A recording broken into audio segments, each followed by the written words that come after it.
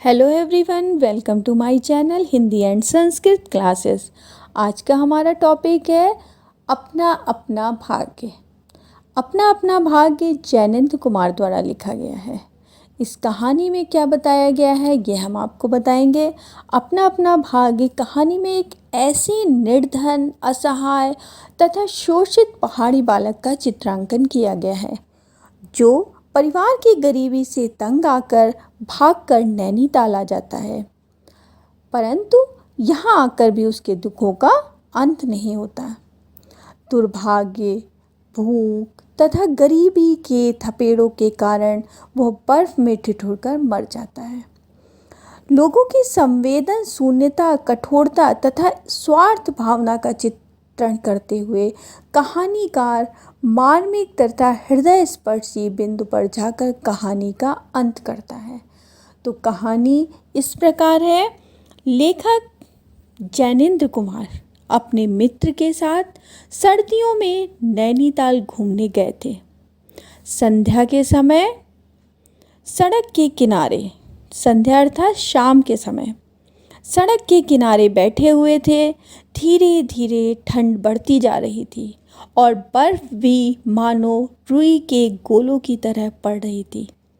इसलिए लेखक शीघ्र ही होटल लौटना चाहते थे, किंतु उनके मित्र ने उनसे वहीं कुछ समय बैठने के लिए कहा।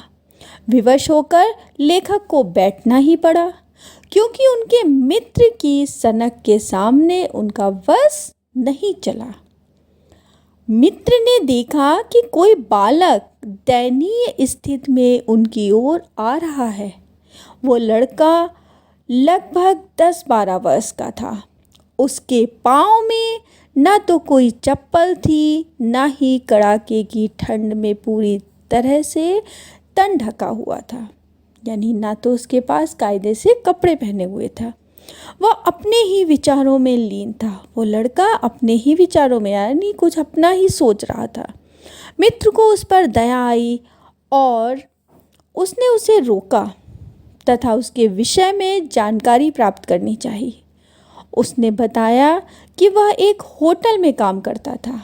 उसे सभी काम करने पड़ते थे। 1 रुपया और बचा हुआ खाना उसे मिलता था। आज उसे काम से निकाल दिया गया है। वह अपने गांव से भागकर नैनीताल आया था, क्योंकि गांव में परिवार भूख से व्याकुल रहता था। उसके और भी छोटे छोटे भाई बहन हैं। माँ घर की और छोटे छोटे भाइयों की देखभाल करती, पर स्वयं भूखी रहती और रोती रहती। गांव में कुछ काम भी नहीं था।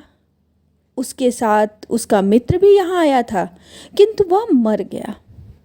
उसने बताया कि आज उसे भूखा ही रहना होगा और सड़क पर ही कहीं सो जाएगा। लेखक के मित्र को उस पर दया आ गई, अतः उसे अपने साथ ले आए ताकि उसे नौकरी दिला सके।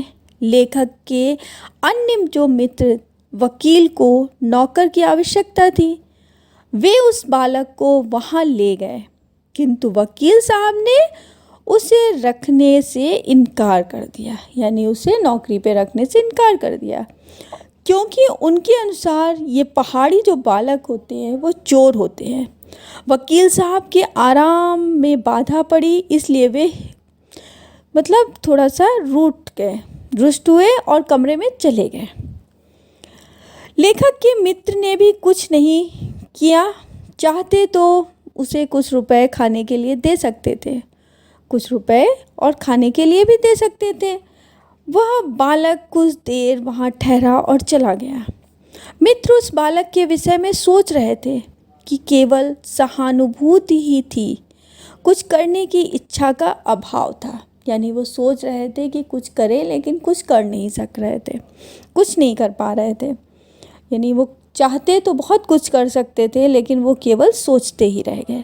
अगले दिन लेखक और उसके जो मित्र दोनों नैनीताल से चलने की तैयारी कर रहे थे कि उस समय ही उन्होंने प्रतीक्षा भी नहीं की।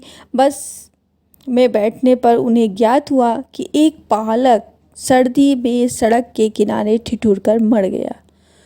उसके शरीर पे बर्फ की हल्की सी चादर बिछी थी।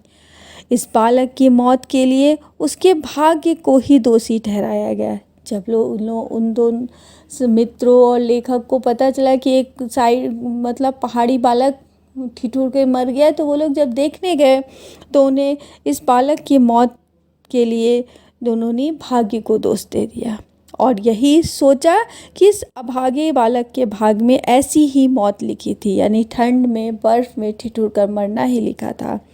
आदमियों की स्वार्थपरता, कठोरता और संवेदनहीनता का कहानी में प्रदर्शन किया है।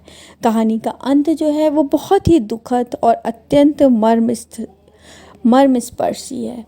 अगर वो लोग चाहते तो उसकी मदद कर सकते थे, लेकिन ऐसा कुछ नहीं हुआ क्योंकि वो उसकी मदद नहीं कर पाए और जो है वो ठिठुर कर ठंड में मर जाता है। तो ये हमारी समरी है।